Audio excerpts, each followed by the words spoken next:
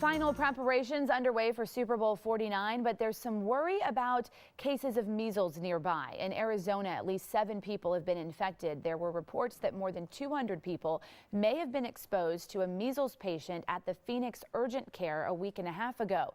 The measles outbreak started back in December at Disneyland in California.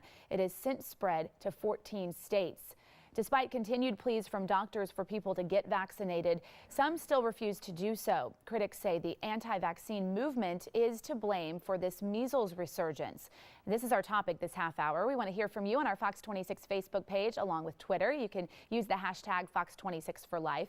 Joining us live here in our studio is our Roundup panel led by our Fox 26 senior legal analyst, Chris Tritico. Good morning again. Good morning. So 84 cases is the last number I saw reported. It doesn't sound huge, but a lot of doctors say this is revealing a frightening trend, this anti-vaccine movement. So what does the law say here in Texas, Chris? Well, as best I can discover in looking at this law, that Texas allows an exemption for medical purposes. And that doesn't mean that you can't get a doctor to say that for you and exempt you out of that.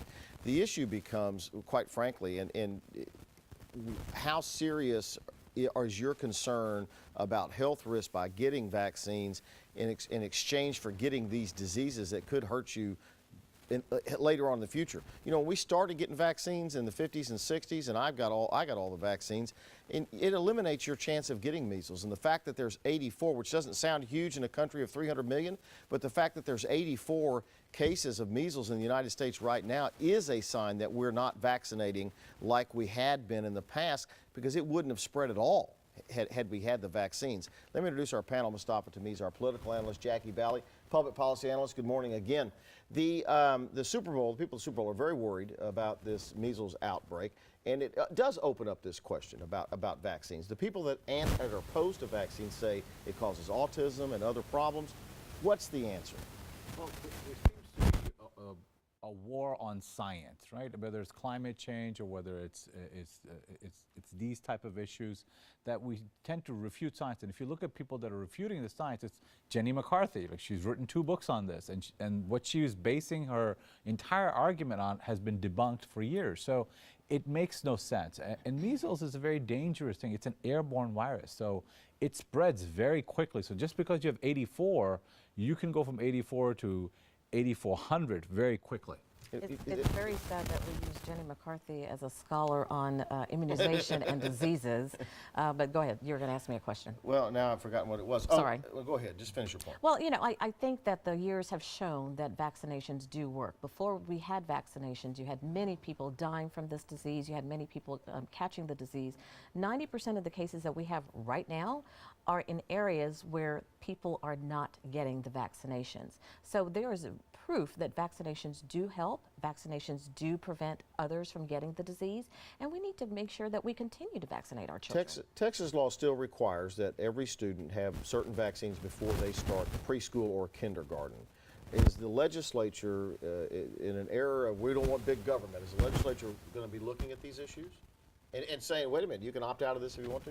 Probably not. I think the fact that the statistics are there, it shows that the vaccinations do work, and especially in Texas, when we have so many other issues that we're going to be dealing with. You're not seeing an outbreak of measles in Texas, so there's not really going to be some concern, and for our state legislatures to look at it.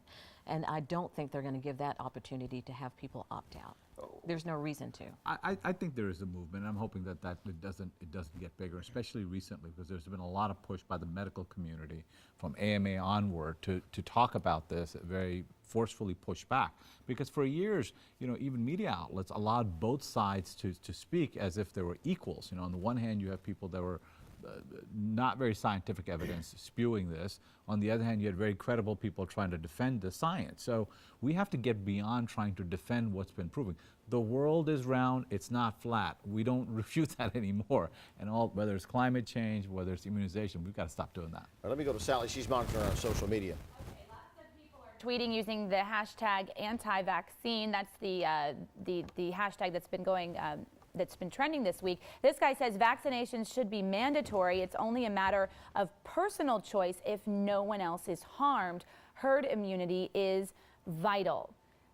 Do you agree with that guy, and that personal choice, it should not be an option for folks in every state. Well, the problem with personal choice as you're dealing with these issues is your personal choice could cause something that could cause hundreds and thousands of people to suffer, get an illness, and even die.